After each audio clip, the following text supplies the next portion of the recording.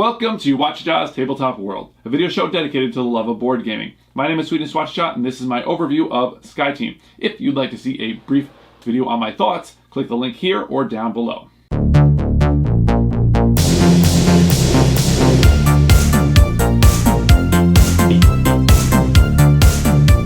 SkyTeam is a cooperative board game specifically for 2 players. It lasts about 20 minutes, and you are the pilot and the co-pilot who are rolling dice in an attempt to land a commercial airliner in the airport that you've selected for that particular game. Over the course of the game, players will be placing dice without speaking in order to manage the speed, angle, landing gear, and brakes of the plane, as well as communicate with the tower to avoid any planes in your approach. Each airport will have its own unique difficulty based on the real-life challenges of that airport. Players will have to manage the tilt of the aircraft, the speed, the angle, based on mountains or other challenges that might be in that real-life city. To start, players will pick an airport from the flight log. If it is your first game, Montreal is the recommended airport. Place the approach track for that airport and its matching altitude track on your control panel. Then, each player will take a set of matching dice and screen. The captain will sit on the left and use the blue dice, the co-pilot on the right and will roll the orange dice. Each game will last a number of rounds depending on the approach track for that particular airport. The game will basically be communicating, then rolling your dice, ceasing communication, and then taking turns playing those dice and resolving those actions. Each round the plane will descend. If you're not on the ground and haven't done the things that you need to do when you reach the ground, you're going to lose the game. You're going to crash. Now, there are a multitude of ways to crash, and I'll kind of cover those as we come to them. After discussing your plans, without naming specific numbers, each player will roll their dice and begin taking turns placing them. The player whose color is on the altitude track will place first. Each player's color shows where they can place their dice. The bottom of the interface has some spaces where either player may place dice. The rolls are slightly asymmetrical. There are 2 actions that are considered to be mandatory. You must do these every single round or the plane will crash. Each of those actions will resolve as soon as the second die is placed there, so be careful.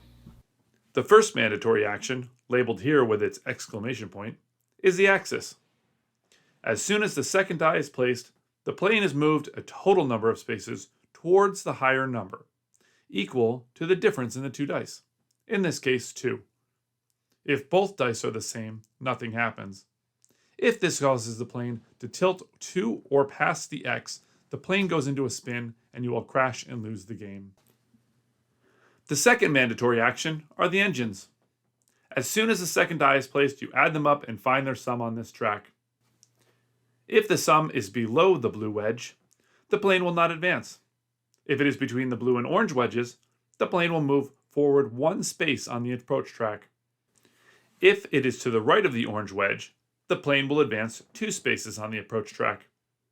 If the plane would ever move into a space on the approach track with 1 or more planes on it, you will have a collision, and you guessed it, you will crash and lose the game. Now let's take a look at the actions that you must do before you land, but you can do it during any round of the game. The radio. There are 3 spaces for the radio. Placing a die here allows you to move a plane out of your flight path. Simply count how many spaces away the die number is and immediately remove a plane there. The pilot must engage the landing gear. Each of these spaces needs to be activated. Simply place a die of the indicated value and turn the light on when you do so. Boom! Each time you do this, you will move the blue wedge up, making it easier to slow down and more difficult to use the engines to go faster, as we saw when we looked at the engines. The co-pilot must engage the flaps. This is done the same way as the landing gear, except the dice must be placed in order. This space being activated before this one, and so on. Like the landing gear, these will change the ease of the plane to go faster or slower. The brakes must also be played in sequential order. Their function we will discuss soon. And lastly, the concentration space. Any player can choose to do this at any time.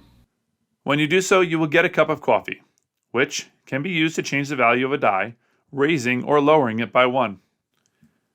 The other way you can alter dice is to use your reroll token. One player will decide this, and each player will reroll as many dice as they wish. Some airports have more opportunities to acquire these. After all the dice have been placed, the plane will descend, Players will take back their dice and a new round will begin. Now, let's take a look at what happens in the final round of the game. If players reach the airport too soon, you will be in a holding pattern and will have to manage your speed carefully to avoid crashing. If you reach the end of the game and you have not reached the airport, you guessed it, you crash and lose the game.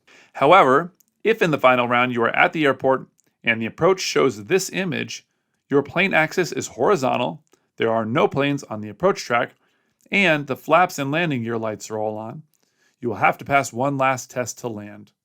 Simply add up the value of dice on your engines and compare them to the brake space.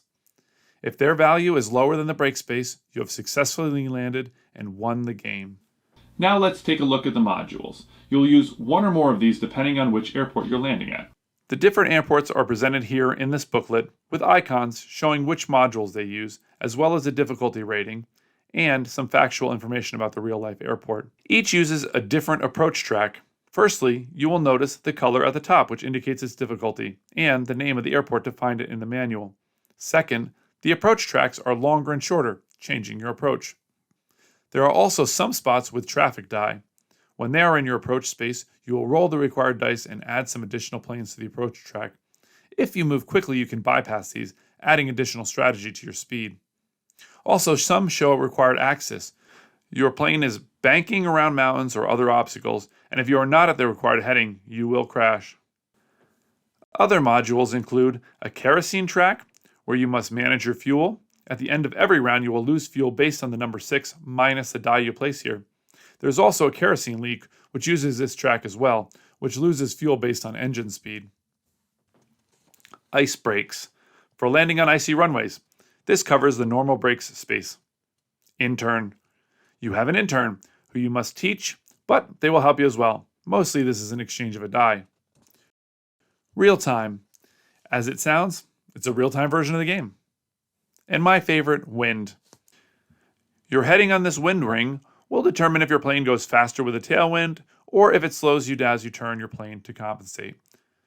And lastly, there are some special ability cards that are used in some scenarios that give the players an additional tool to help them. So that's it.